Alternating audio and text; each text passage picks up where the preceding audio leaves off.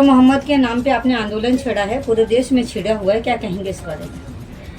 मैं धन्यवाद करता हूं उत्तर प्रदेश की सरकार को, और नाम लेके कहना ज़्यादा जरूरी है क्योंकि योगी आदित्यनाथ को मैं सबसे ज़्यादा धन्यवाद करता हूं कि कम से कम इसी बहाने से ही उत्तर प्रदेश की सरकार ने मुसलमानों को जगाया। तो मुसलमान जो सोया हुआ मुसलमान था भारत का, आज मोहम्मद के नाम पे जाग गया है, बहुत बड़ी बात है। और जिस कानपुर के 27 लड़कों 27 लड़कों के ऊपर FIR की गई है मोहम्मद के नाम पे, इससे पूरा देश आज पूरे देश का मुसलमान जाग चुका है।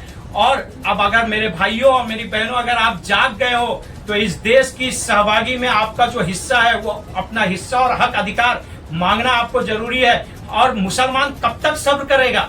क्या मुसलमान इस देश में सिर्फ अपनी कुर्बानी देने के लिए आया है? मुसलमान अगर इस देश में आया है तो वो हिस्सेदार है और वो अपने हिस्सेदारी लेने आया है। और मुसलमान को आप कहीं आरक्षण में खड़ा नहीं करते। मुसलमान को आप अब मुसलमान जब भी मुसलमान को आपने इस्तेमाल किया है इस देश की आजादी के लिए, तो उसके बाद उसका जो हक अधिकार है आप क्यों नहीं देते? सरकारों को हमने जब भी आरक्षण के लिए आवाज उठाई तो बाकी लोगों के आरक्षण के लिए आप 25%, 30%, 50% की बात करते हैं, 40% की बात करते हैं। और यहीं अगर मुसलमान की बात आई तो 5%, मात्र 5% मुसलमान की सहभागी होती है आरक्षण में। तो ये देश की सरकार ने, जो आज भारतीय जनता पार्टी की सरकार ने, नरेंद्र मोदी और अमित शाह ने जो ये रणनीति बनाई है, जो ये लोगों ने मुसलमानों के लिए योजनाएं और रणनीति बनाई है, ये इसे खत्म करने के लिए मुसलमान को जागना होगा। मुसलमान को समझना होगा कि यहाँ पे आपको इस्तेमाल किया जा रहा है। आपका मुसलमान सिर्फ सब्र करेगा। जब हमारी बहनों पे बात आती है तो हम सब्र करते हैं, हमारे हिजाब पे बात आती है, हमारी बहनों की इज्जत की बात आती है तो मुसलमान सब्र करता है।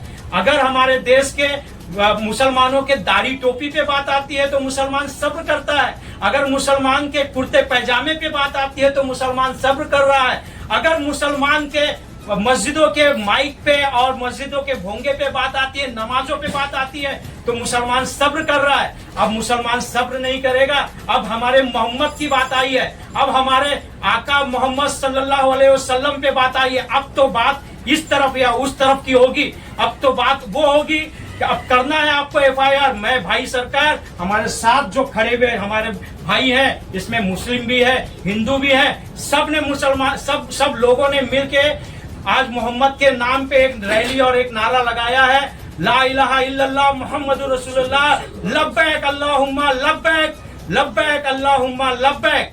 और हमने जो नारा लगाया उस नारे की आवाज को पूरा देश सुनेगा।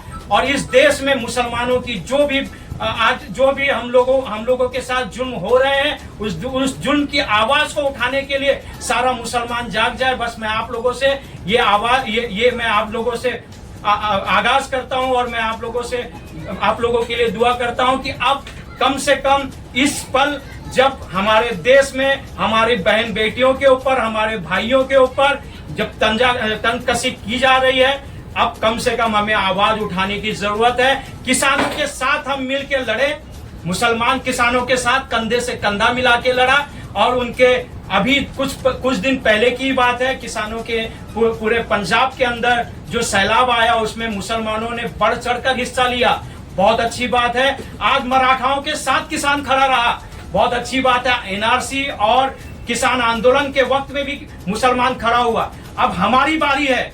अब मैं चाहता हूं कि हमारे देश का मराठा, हमारे देश के पंजाब सिख समुदाय, हमारे देश की हर वो ST SC OBC, हमारे देश का जो इस समय दलित समाज है, हम सबके साथ हमारे साथ में आप आवाज लगाएं, ला इलाहा इल्लल्लाह मुहम्मद रसूलुल्लाह, और हमारे हक अधिकार के लिए आप भी खड़े रहे। धन्यवाद। जय हिंद, जय भारत, जय महाराष्ट्र।